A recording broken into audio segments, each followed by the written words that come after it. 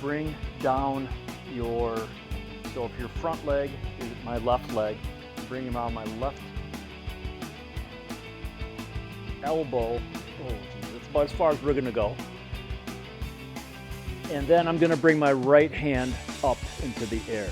All right, so the inhale is dropping my right shoulder a little bit to relax. And then the exhale is to lift it up. And if there's any more movement I can make to bring my left hand down towards the floor. So I'm gonna bring this out, my foot out a little bit. Inhale and exhale. So the goal is to have your left hand on the floor and your right shoulder on top of your left, and as big of a V here as you can. Inhale, up,